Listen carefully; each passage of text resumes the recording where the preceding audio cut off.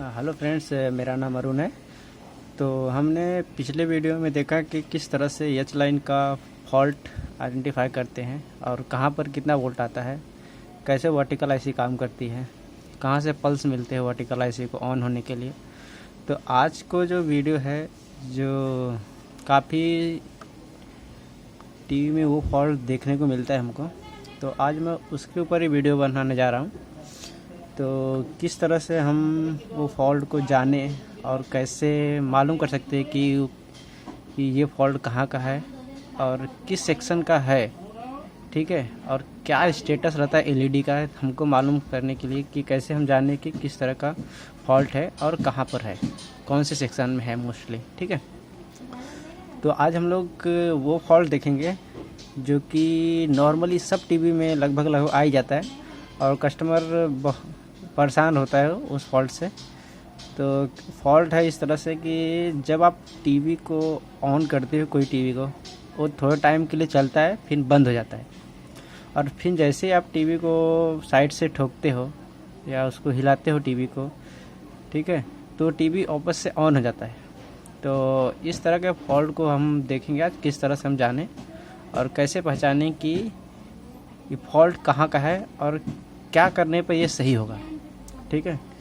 तो वो fault actual में होता है लूज कांटेक्ट का। आपके सर्किट में कहीं भी लूज कांटेक्ट हो जाएगा तो ऐसे फॉल्ट आएंगे। अब वो लूज कांटेक्ट कहाँ पे है उसको जानने के लिए हम जानेंगे सबसे पहले कि कहाँ का सेक्शन ओके रहेगा जब ऐसे फॉल्ट आएंगे और कहाँ के सेक्शन में ये फॉल्ट रहेगा, ठीक है। सबसे पहला अगर मैं आपको बताऊं, मोस्टली जो फॉल्ट आते हैं ये हॉरिजॉन्टल सेक्शन के रिलेटेड रहते हैं। हॉरिजॉन्टल सेक्शन और या तो रेगुलेटर सेक्शन, ये दो सेक्शन के मोस्टली रिलेटेड रहते हैं।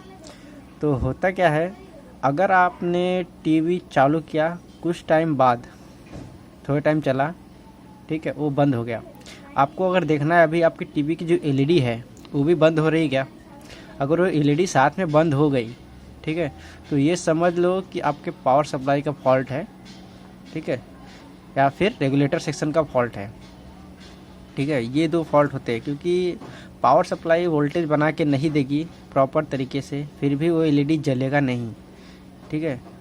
और अगर हॉरिजॉन्टल सेक्शन का फॉल्ट रहेगा तो एलईडी तो कंटिन्यू जलेगी आपकी, और उस समय में आपका पावर सप्लाई ओके रहेगा, ठीक है, क्योंकि पावर सप्लाई परफेक्ट वोल्टेज बना के दे रही है और आपका जो रेगुलेटर सेक्शन है या हॉरिजॉन्टल सेक्शन प्रॉपर तरीके से काम नहीं कर रहा है, या आपका जो मेन आईसी है वो आपकी लूज़ हो सकती है। ऐसे के दो कंडीशन, तीन कंडीशन आते हैं, ठीक है। तो हम लोग देखते हैं कि उस कंडीशन में क्या करेंगे। तो सबसे पहले हम देखते हैं कि अगर आपके टीवी आपने चालू किया और कुछ टाइम बाद वो बंद हो गया, साथ में आपकी एलईडी आती है, पावर एलईडी अगर वो भी बंद होती है, तो किस तरह से फॉल्ट को जाने और कहाँ पर रहेगा। तो सबसे पहले हम लोग स्टार्ट करते हैं। उसके लिए हम दो तीन सर्किट देखेंगे कहाँ पर है।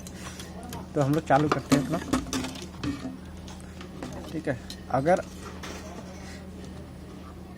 अगर सपोज कि आपने टीवी को ऑन किया और कुछ टाइम चला, फिर बाद में आपकी टीवी बंद हो गई और साथ में उसकी एलईडी बंद हो गई, ठीक है। तो उस समय में आपको करना क्या है वो मैं बता देता हूँ आपको। उस समय में आपको सबसे पहला देखना है पावर का कनेक्टर। ये जो पावर का कनेक्टर है, सबसे पहले वो देखना है आपको लूज है क्या। अगर वो लूज रहेगा तो एक बार आप उसको रीसोल्डर कर दो। तो अगर इससे लूज था, आपने रीसोल्डर किया, फिर बाद में आपने सर्किट को ठोका, तो टीवी आपकी बंद नहीं हो रही है, तो मतलब समझ लो कि आपकी प्रॉब्लम जो हो गया सॉल्व हो गया है, ठीक है।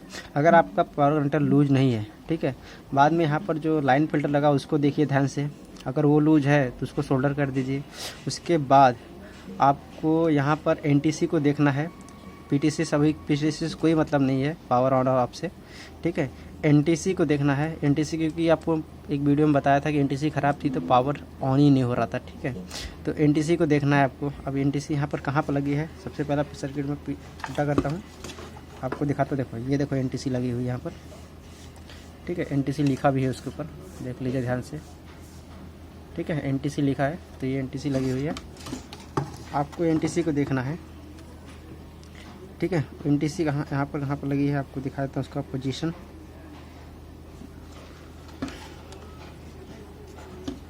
हाँ देखिए यहाँ पर लगी हुई एनटीसी।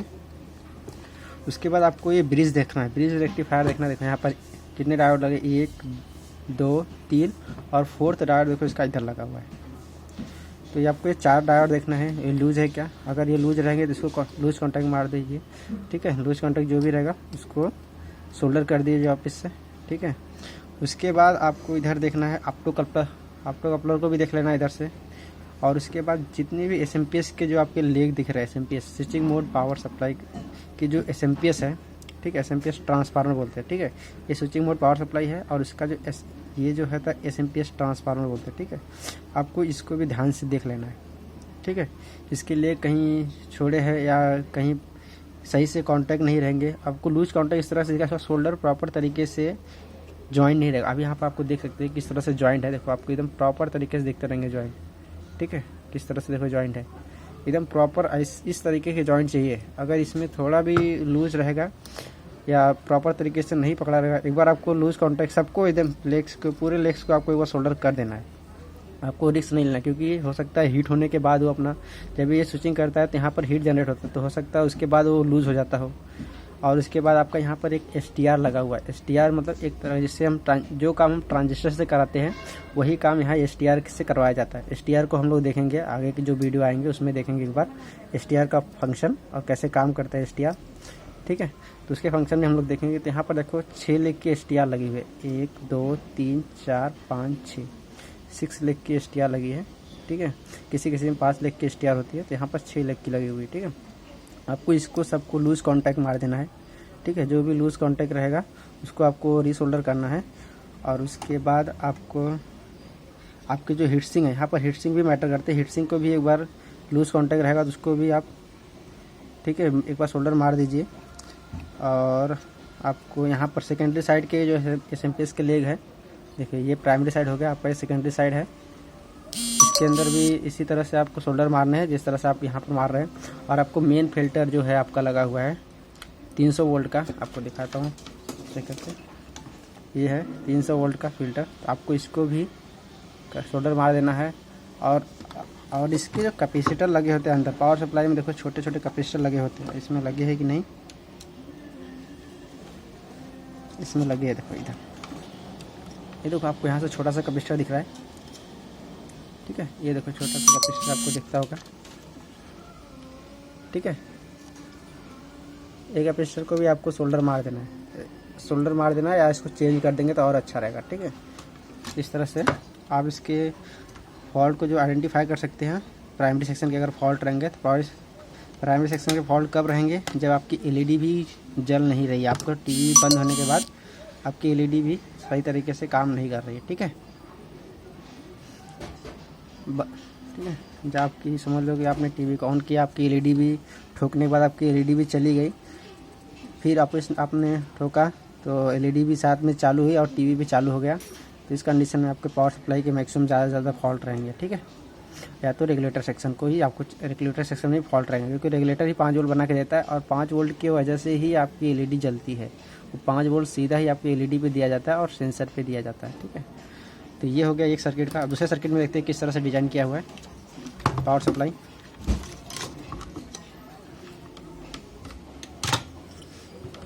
आपने जो पिछला वाला सर्किट देखा था वही सर्किट है। तो इसमें देखो आपको बताया है कि यहाँ पर भी देखो वही फिल्टर लगे हुए हैं, लेकिन यहाँ पर जो पावर सप्लाई में यहाँ पर ट्रांजिस्टर लगा हुआ है, तो यहाँ पर आपको ये ट्रांजिस्टर एक बार लूज रहेगा उसको सोल्डर मार देना है। यहाँ पर एसएमपीएस के जो भी लेग्स हैं अगर वो सोल्डर उसका छूट गया है तो वहाँ पर भी आपको रीसोल्डर कर देना है। सेकेंडरी साइड को भी रीसोल्डर कर देना है, इसके रेगुलेटर सेक्शन को भी आपको रीसोल्डर कर देना है, ठीक है, यहाँ पर। और आपको हॉरिजॉन्टल सेक्शन जो देखते हैं उसको भी रीसोल्डर कर देना है एक बार। और यहाँ पर जो जितने भी आपके रीसोल्डर, जो भी आपके लूज़ कॉन्टैक्ट रहेंगे, ठीक है, जो आपको लूज़ लग रहा है कि ये पार्ट हमारा लूज़ है, उसको आपको सोल्डर कर देना, कोई रिस्क नहीं लेना उसके बारे में, ठीक है। नहीं तो आप सोचेंगे ये लूज़ नहीं काम करता रहेगा, हो सकता है वो गर्म होने के बाद ही लूज़ हो जाता हो। तो यहाँ पर 4 डायोड भी लगे, उसको भी एक बार रीसोल्डर कर देना है, ठीक है। अगर ये सब करने के बाद फिर भी प्रॉब्लम सेम रहा तो आपको एक बार सिस्टम आईसी को भी रीसोल्डर करना है, ठीक है, ठीक है। ये सिस्टम आईसी है, इसको भी आपको एक बार रीसोल्डर करके देख लेना है, ठीक है, ओके। तो ये सब रहा इसका रीसोल्डर का। और एक सर्किट देख लेते हैं हम लोग। किस तरह से सोल्डर करेंगे। ये देखो, ये मेरा एक सैमसंग का किट है। इसके पहले जो सबसे पहला था ओनिडा का था, उसके बाद हमारा TCL जो मार्केट का किट था वो है, उसका सर्किट था। ये है मेरा सैमसंग का किट है, ठीक है। इसके अंदर देखो पावर सप्लाई में भी STR लगा है, लेकिन यहाँ पर STR जो है 5 पिन का है। तो आपने ओनिडा में देखा था, ओनिडा वो स्लिम मॉडल है, स्लिम जो होते हैं वो मॉडल है। तो ये अपना जो अपना सैमसंग का है नॉर्मल टीवी है। इसके अंदर देखो पाँच लेग का 2 STR लगा हुआ है। इसके अंदर भी सेम काम करना है। पहले पावर कनेक्टर देखिए, पावर कनेक्टर को आप सोल्डर कर दिए हैं। फिर बाद में ये सब जो आपके फ्यूज़ लगे हैं, आपके लाइन फिल्टर लगे हैं, सबको ध्यान से आपको देखते चलना है, एक तरफ से देखे चलना है। जो आपके NTC PTC लगा है, NTC लगा उसको भी आप सोल्डर कर दो अगर लूज़ रहेंगे तो। आपको इसके बाद मेन फिल्टर को सोल्डर मारना है, ठीक है। उसके बाद आपको इसके बाद ये SMPS के जो लेग्स है उसको आपको सोल्डर मारना है अच्छे से। STR को सोल्डर मार दीजिए। पावर सप्लाई में आपको जितने भी लूज़ कंपोनेंट, रजिस्टर, कैपेसिटर सब दिखते हैं, वो सब भी आपको लूज़ कॉन्टैक्ट मार देना है। उसके बाद सेकेंडरी साइड के जो लेग्स हैं ट्रांसफार्मर के, उसको भी आपको सोल्डर करना है एक बार। जो मेन फिल्टर इधर लगते हैं, जो सेकेंडरी साइड का मेन फिल्टर होता है, उसको भी आपको सोल्डर कर देना है, ठीक है। जो भी उसके बाद अगर इससे प्रॉब्लम सॉल्व नहीं होता तो आपको मेन IC को ही सोल्डर मारना है, ठीक है। इस तरह से है का पूरा फंडामेंटल। अब इस तरह से लूज कॉन्टैक्ट के आप प्रॉब्लम को सॉल्व कर सकते हैं। और यहाँ पर सबसे पहले बात, अलग अलग सर्किट में रेगुलेटर सेक्शन कभी कभी एक रेगुलेटर मार के बनाया था। जैसे रेगुलेटर बोले तो जो यूनिवर्सल रेगुलेटर है, जैसे कि 7805, 7808, ये सब रेगुलेटर से जो होता है कि सप्लाई दिया जाता है IC को। कभी कभी ये रेगुलेटर यूज ना करके ये लोग ट्रांजिस्टर के ज़रिए 5 वोल्ट और 8 वोल्ट निकालते हैं कोई मॉडल में। तो उस कंडीशन में आपको वो सब ट्रांजिस्टर को देखना है, पहचानना है कि कौन सा 5 वोल्ट के लिए है और कौन सा 8 वोल्ट के लिए बना है। तो उसको आपको अच्छे से सोल्डर मारना है, ठीक है। इस तरह से कभी कभी ऐसे प्रॉब्लम के लिए वो ट्रांजिस्टर ख़राब हो सकते हैं रेगुलेटर के, तो आपको सब ध्यान से देखना है। तो ज़्यादातर लूज कॉन्टैक्ट कितने प्रॉब्लम आते हैं। अभी हम लोग देखते हैं हॉरिजॉन्टल सेक्शन किस तरह से लूज होता है, किस तरह से हम लोग करते हैं। तो ये हम लोग एक वीडियो सेपरेट करते हैं कि जब पावर सप्लाई का जो रहेगा लूज कॉन्टैक्ट, उसको हम पहचानने के लिए, अगर हम हॉरिजॉन्टल सेक्शन में लूज रहेगा या रेगुलेटर सेक्शन में लूज रहेगा, तो उसके लिए हम लोग अलग सेपरेट वीडियो बनाते हैं, ठीक है। तो आपको ये वीडियो पसंद आया तो आप इसे लाइक करो, सब्सक्राइब करो, ज़्यादा से ज़्यादा आप शेयर करो इसको। Thank you for watching my video.